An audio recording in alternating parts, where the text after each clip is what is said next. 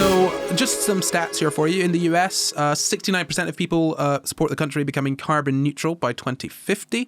In the UK, a poll by the ONS found that 74% of adults surveyed reported feeling very or somewhat worried about climate change, while an Ipsos survey found that the majority of people continue to support most net zero policies. Omnisys last year, I think this is last year, I hope this is last year, at some point that was before now, they found that 66% of people in the UK support taking non-violent direct action to protect the country's nature, but a more recent YouGov poll found that 6 in 10 Brits think defacing art or public monuments should be made a specific criminal offence. Now, here, that's where you see a little bit of what is it? The dichotomy, the thing in your brain. Cognitive dissonance. Cognitive dissonance. That's it. Yeah, cognitive dissonance, wherein people think, yeah, no, non-violent protest is good.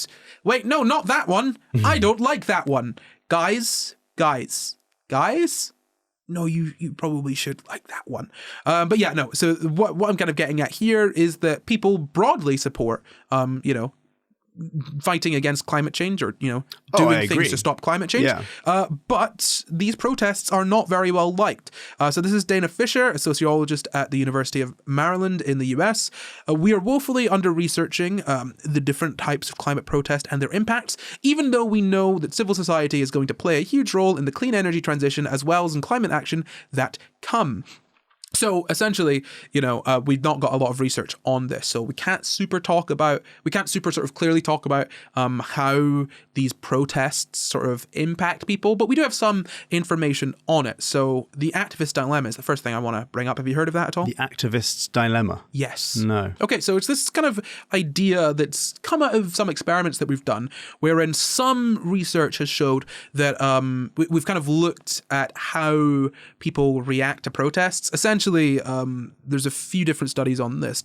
One that I want to look at, they basically sort of showed people different sort of protests, all of them fake, right? Violent protests, some of them peaceful protests, and I think as the control, some people were shown basically nothing. All of these sorts of things were fictitious, and then they kind of sort of wanted to see how this affected the sort of person's view of the issue and whatnot. Now, in one of the studies that I've seen, and a few of the studies that I've seen, there's not actually necessarily the biggest effect, in terms of I think one looking at Republicans and Democrats. Republicans, there was basically no effect on whether, there was a really violent sort of whatever protests and compared to a very sort of peaceful protest that didn't really affect their view on the issue. I think Democrats had a slight effect on them, whereas generally the main thing that causes an issue is when things get extreme, it's just violence. There's a negative connotation to violence, and that can kind of impact support. And that's pretty much it from what I've seen. We talk about the activist dilemma as an activist need to choose between sort of being more moderate with their sort of direct action, and doing bigger things that get more publicity. But those bigger things with more publicity might cause people to turn against them and their cause. That's the kind of idea there. But again, from what I've seen generally, the only sort of extreme action that reduces support for the social movement's sort of central cause is violence, right? It's just violent protests. People are like, "Ooh, you're blowing up a school? Maybe I'm not in support of climate change." You know what I mean?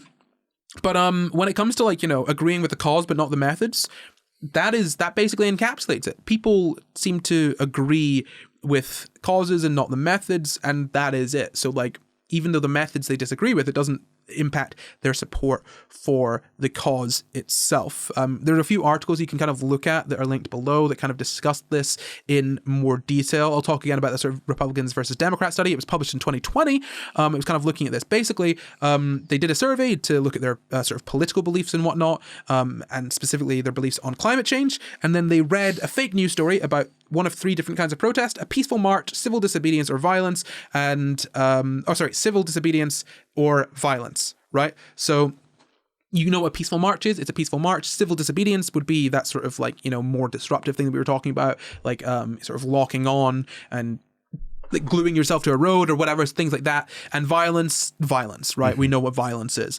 And control group, they didn't read anything. And now, apparently the peaceful marches had a positive impact for both independents and Democrats when it came to their climate beliefs. So it's like, oh yes, that's good. This has made me believe in the cause more. But civil disobedience had a positive effect amongst Democrats, and amongst Republicans there was no effect seen. So the different stories didn't impact their beliefs at all. But sort of most importantly, I think, to take from this is that there wasn't any sort of backfire effect. A negative a negative protest didn't result in negative thoughts on the cause itself. And yeah, like, I mean, there's different information on this. There are studies that show that, as I've said, that sort of violent or extreme protests can impact sort of support for a cause. But again, I, from what I've seen, it largely seems to be violence, and there's not a huge amount of data on this, so it could kind of go either way. But what we have seen is that, for example, I think with Insulate Britain, after their protests, the protests began, I think 13th of September 2021. So in the months after that, the number of mentions of the word insulation, not insulate, specifically insulation, doubled in the UK print media. So those protests doubled the sort of talk of insulation. And the key point here about it not being insulate and specifically being insulation means that, like, you're not just talking about Insulate Britain there. You're not saying, oh, Insulate Britain have done these protests, blah, blah, blah. There's more talk of insulation, which is kind of the entire point. Yeah, but could that not be about, like, Insulate Britain have closed the M25. They are campaigning for greater levels of insulation in houses. Yeah. Right, okay. But that's still the causes. Sure. What I'm getting at is that it's not like independent articles going, we should probably insulate our houses more, and not mentioning Insulate Britain. It's still, it's not just, it's still potentially, at least, within the confines of talking about what Insulate Britain are doing. Sure, yes, but in saying insulation, you then are specifically talking about why they're doing what they're doing. Do you know what I mean? It sounds a little bit more when it's like, oh, you closed the M25. You're like, what? Why have you done that? And then you go like, oh, because we need to insulate our homes because, like, energy efficiency. You go, oh, well, yeah, I could probably get behind that. Absolutely, yeah. Yeah, exactly. And yeah, that's it. The idea is sort extreme, but yeah, sure. Yeah, it's got sort of setting the agenda, right? You want to sort of seed the sort of ideas. So you're not telling people what to think, but you're kind of controlling the conversation by saying, this is what we're going to talk about. This is what we need to talk about. Yeah. And that's the key point there, right? That, like, regardless of whether people were saying, oh, Insulate Britain bad or Insulate Britain good or whatever, more people were talking about insulation, even if it's in the context of Insulate Britain. They have made people talk about this thing that they need people to talk about, that they want people to talk about. And that's kind of the entire point. This is a quote from an article I was reading. Pollsters concluded that the sudden surge in concern is undoubtedly boosted by the publicity raised for the environmental cause by Extinction Rebellion, which had recently occupied prominent sites in central London for 2 weeks. There's also evidence that home insulation has risen up the policy agenda since Insulate Britain protests. But yeah, no, I mean, basically what's kind of gone on here is that when you do these big protests, this stuff is spoken about more, right?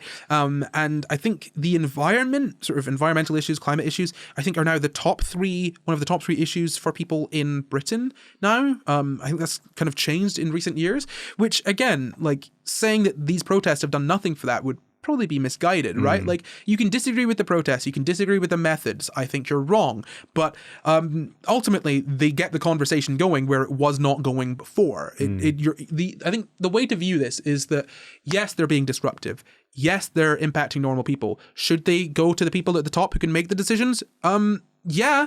But when that happens, it doesn't always work, right? Like, you've had people like, what is it, Finn or Jack Harries? I can't remember which one it is, but whichever one of them is... It's Jack. It's Jack. Oh, yeah. Well, I'm sorry for not remembering which of the Harries twins it was. Luke.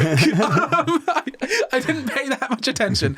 But, getting involved with, I think, Extinction Rebellion, right? Yeah. And they would, like, it was going into these sort of big oil meetings, whatever, the sort of big things that they did, the big where all the oil people get together, galas and dinners and stuff, and they'd infiltrate that, they'd cause disruption there, but that's not going to stop these people, right? Because these people care about money, these people care about power, and if you impact normal people, then normal people know more about it. And if you as a normal person want the protest to stop, put pressure on the people that can make the change, because those sort of protests aren't necessarily going to impact people who are able to make the decisions.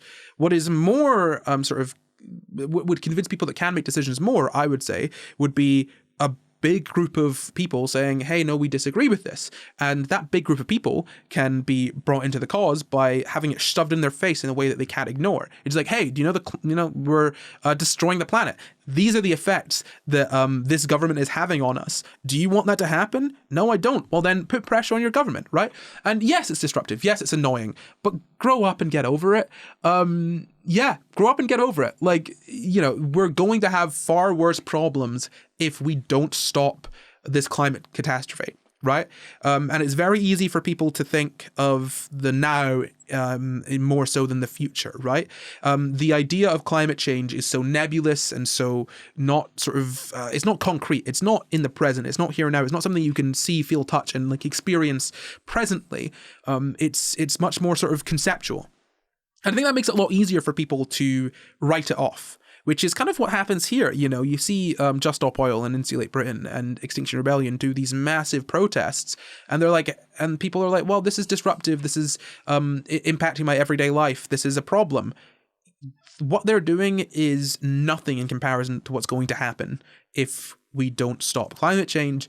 And ultimately, right now, we need to put more pressure on governments. We need to do that in order to, and not just governments, oil companies and all of these sorts of things, in order to, limit the effects of climate change. Because we're past the point, by the way, of stopping it. No chance of that. We can limit the damage. That's where we are now. And so setting the agenda by getting these things in conversation is really bloody important. Getting this stuff spoken about on even daytime TV and whatnot is good, because look, Good Morning Britain is not going to say, oh, look, these protests happened. Now let's talk about nothing. No, they'll get someone on and they'll debate whether the protests are good or not. And in the middle of that debate, the person who's, on the Just Stop Oil side is going to be like, also, here's why they're doing it. There you go. Or you'll get amazing moments like that guy on talk radio where he was like, concrete goes on trees. And you're. Do you remember this? No. So if you look this up on YouTube, if you're watching, you know what I'm talking about. There's a guy who was interviewing someone on, I think, talk radio, and he was interviewing like a climate protester or something like that. And he was talking about renewables. And basically the guy goes, concrete doesn't grow on trees. It's not renewable. And then the guy interviewing him goes, yes, it does. Because his only instinct is just to disagree with everything this person's saying. That's all he's there to do. And you reveal in that moment that like the stupidity of some of the arguments being made at these people.